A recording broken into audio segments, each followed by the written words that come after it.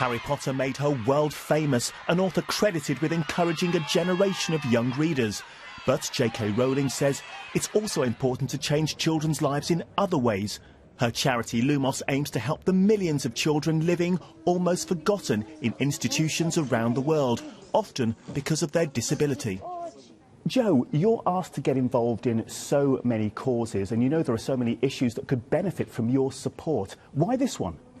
I think it sort of chose me, to be honest. I was reading an article by an undercover reporter who had gone into a care home, so-called, in Eastern Europe, and there were disabled children being kept in that care home in what are called cage beds, which are effectively cots covered in chicken wire. The article was accompanied by such a shocking image, and I couldn't get it out of my head. I started writing letters of protest, and that led to the formation of this charity. You've been to various countries to find out for yourself. How did it make you feel seeing the children there being kept in such conditions? I cannot, it's truly hard to articulate because you have a huge mixture of emotions. To an extent you feel quite outraged, you feel guilty that you didn't know about it before, because this is an immense issue. 8 million children globally are being raised in institutions. I can't pretend that at times I didn't feel compelled almost to say to this child, right, come home with me. Yeah, incredibly sad, sometimes angry. It was tough, very tough actually.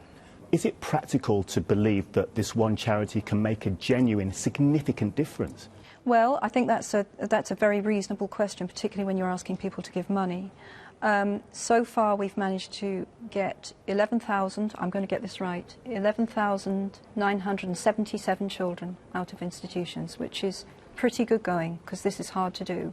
How much responsibility do you feel to try and make a difference as someone who's not only rich, but of course has influence, has a voice? Well, I do feel that urge. Sometimes it gets the better of me, and I take on things that are big and difficult, like Lumos. But I think that what's the point in being alive if you don't try and make things better, really? Other places where you've tried to make a difference, we're in a very interesting area with the press at the moment. We're still in a position where there are different viewpoints. Post-Leveson, you of course gave evidence to the inquiry. Sure. Are you satisfied now with the situation in how the press want to regulate themselves? Well, clearly not. I mean, clearly the evidence I gave at Leveson, I was very direct. I think press self-regulation has failed us quite badly in this country. And I agreed to give evidence at Leveson, and I truly mean this. And I think I said this at the time. It's really about people who can't afford to go to court. And the current situation? Well, we're in a state of flux. It's a very interesting position at the moment. Let's see what happens. Also, you're returning to the world of Harry Potter. You're writing Fantastic Beasts and Where to Find Them. Do you think you'll ever be able to say goodbye to the Potter universe? Do you want to?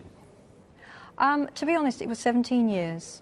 And now I'm back there in a different way, in a very different way, as different characters. But it is the same world. I think part of me will forever live there. And I'm not sorry about that. J.K. Rowling, Jo, thank you as always for your time.